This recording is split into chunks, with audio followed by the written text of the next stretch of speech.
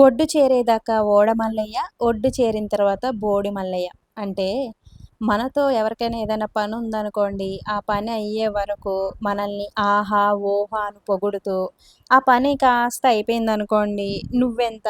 నువ్వేం చేశావులే, అసలు నువ్వెవ్వరో కూడా నాకు తెలీదు" అన్నట్టుంటారండి కొంతమంది. ఇటువంటి వారు ప్రతి ఒక్కరి లైఫ్‌లో ఉంటారు. నా లైఫ్‌లో కూడా ఉన్నారు.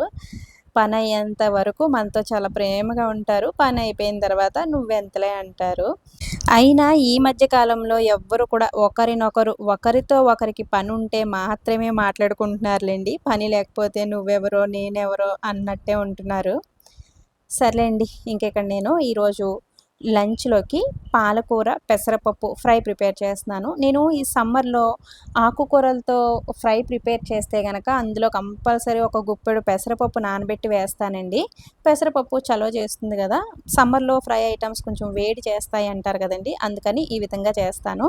ఇలా పెసరపప్పు వేసుకోవడం వల్ల ఏంటంటే మనకి ఈ ఫ్రై చాలా కమ్మగా ఉంటుంది. అలాగే ప్రోటీన్ అందుతుంది. ఆరోగ్యానికి కూడా చాలా మంచిది.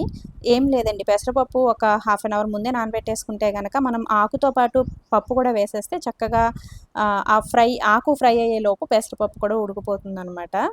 అండ్ చాలా కమ్మగా ఉంటుంది. మీరెప్పుడైనా ట్రై చేశారా? ట్రై చేయకపోతే ట్రై చేయండి తప్పకుండా. నేను ఈ విధంగా పాలకూరలో మాత్రమే కాదండి, తోటకూర, మెంతి కూర, ఏ ఆకుకూర అయినా సరే ఇలా పెసరపప్పు వేసి ఫ్రై చేస్తాను.